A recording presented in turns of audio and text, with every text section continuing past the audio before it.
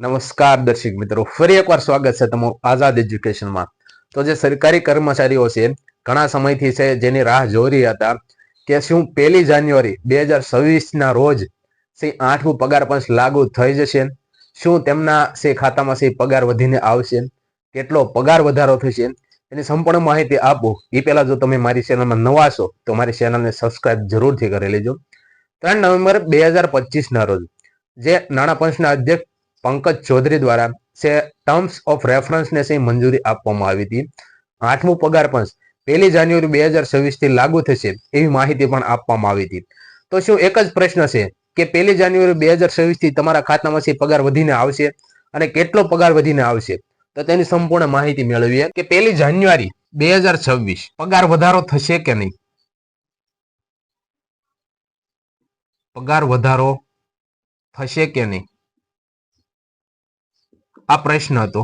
તો તેનું નિરાકરણ એટલે કે સમાધાન થઈ ગયું છે. એટલે કે સરકાર દ્વારા 1 જાન્યુઆરી 2026 થી 8મું પગાર પંચ છે એ લાગુ કરી દેવામાં આવ્યું છે. બરોબર, તમારા પગારમાં વધારો થવાનો છે, તમારા ખાતામાં પગાર વધવાનો છે.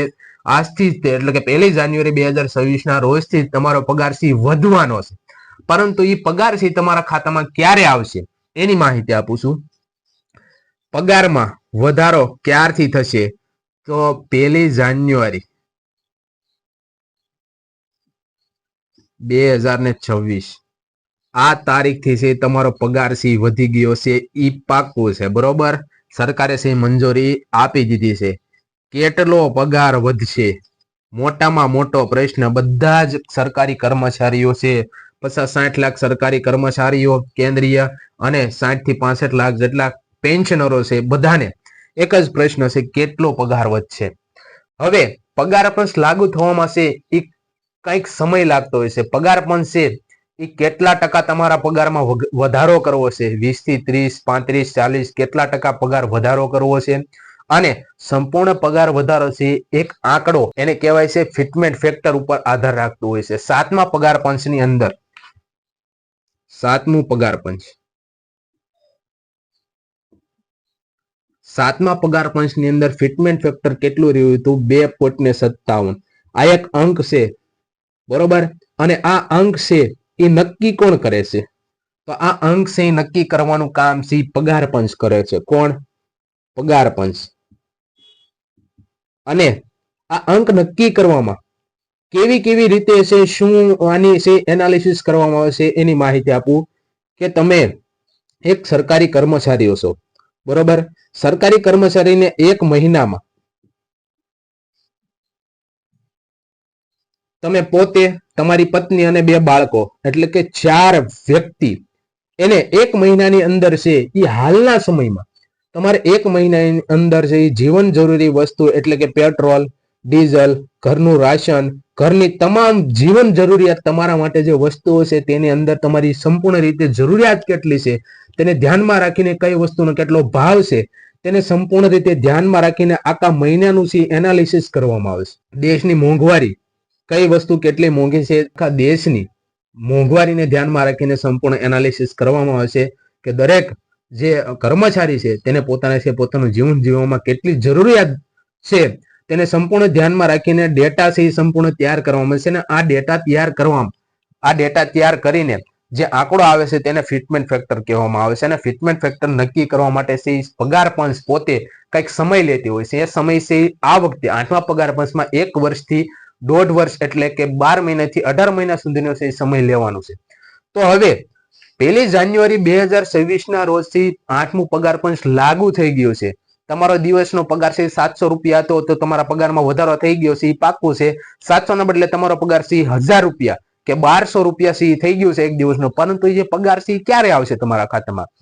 તો 7મું પગાર પંચ છે એ 2.57 ફિટમેન્ટ ફેક્ટર રહ્યું હતું. તો 8મા પગાર પંચની અંદર છે એ ફિટમેન્ટ ફેક્ટર આપણે અંદાજ લગાવીએ કે 2.25 થી 2.85 સુધીની વચ્ચે રહે તો પણ તમારા પગારમાં ખાસો એવો વધારો જોવા મળશે. હવે એક ઉદાહરણ દ્વારા સમજાવું છું કે તમારા ખાતામાં પગાર ક્યારે આવશે. તમારો બેઝિક પે કેટલો છે?